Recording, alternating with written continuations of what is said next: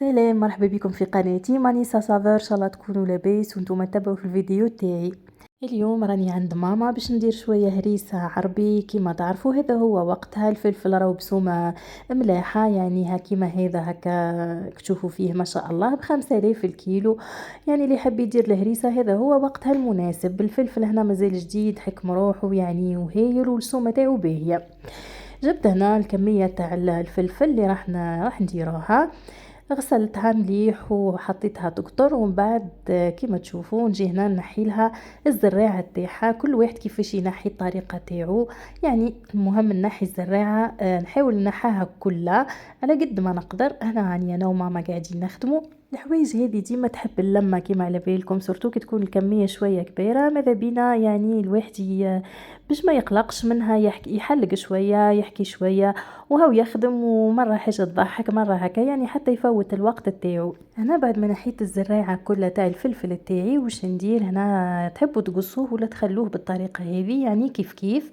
نجيب الكسكيس كيما تشوفوا ونعمر فيه الفلفل تاعي باش يفور. كل ما نكملوا كميه تاع الفلفل نحطها انا في الكسكيس هكا، ونحط نعمر الكسكيس ونديه يفور ونكمل الكميه الباقيه.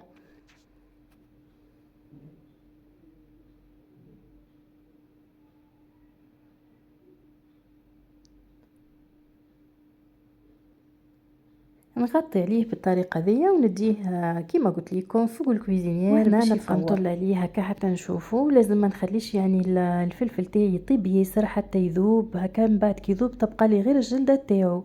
لازم نخليه شويه حاكم روحه باش تبقى فيه يعني اللحمه هكا، باش كي يترحى يجيني كميه باهيه. هنا كي نخليه يطول ياسر راح يهبط كله في الكسكيس، يذوب ويهبط لتحت في البرمه.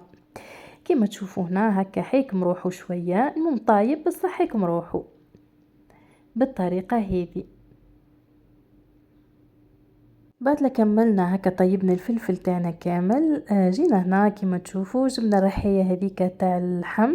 يعني هو يترحى هنا يكون خير، ولا الرحيه هذيك تاع اليد، هذيك الرحيه القدم تاع بكري هما اللي يخرجوه هكا هايل. ماشي كيما تديريه في لاشوار راح يشغل يتخفق هكا ويترحى يولي كي الماء وما تجيكش مليحه الهريسه تاعك. يعني احسن حاجه هي هذه.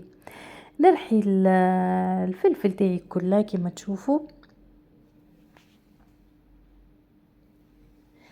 راهو هنا مخرج كميه باهيه تاع الماء كيما تشوفوا. هذه الكميه كل من بعد راح نتخلص منها كيما هكا في المقله. نحطها في المقله ونخليها هكا على نار قليله باش ما يعني تلصق ليش. ونبقى مره على مره نحرك هكا. نزيد عليها شويه ملح.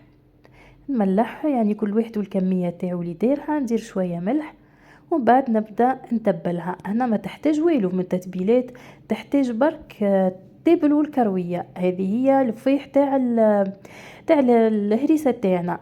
اذا كان التبل والكرويه تاعك جديد وباهي وريحته مفوحه، يعني ريحته فوحه، نديرو كميه صغيره تكفي. يعني حسب نوع التابلة تاعك والكرويه ديري الكميه تاعك. وهنا نزيد عليها مغرفه معمره تاع ثوم كيما تشوفوا. لازم هكا مازالت هي على النار هاديه، وانا نرمي الثوم هذيك باش يعني ما يبقاش يعني صحيح مع السخينه هكا مش يطيب خلاص، بس على الاقل تدخلوا شويه طياب هذاك الثوم هكا. 1-3 دقائق برك قبل ما نطفي. نزيد لها ثوم ونفوحها كيما شفتوا. هنا نتاكد بلي نشفت خلاص من الماء، يعني هذاك الماء باش ما تفسدليش، وفي نفس الوقت تجيني هكا حكمه روحها كيما الهريسه المعروفه. نزيد عليها هنا شويه زيت زيتونه بعد ما تبرد. خلاها شويه تبرد ونزيد عليها زيت زيتونه. من الاحسن ندير الزيت زيتونه. ندير الكميه تاعي نخلط ومن بعد نشوف.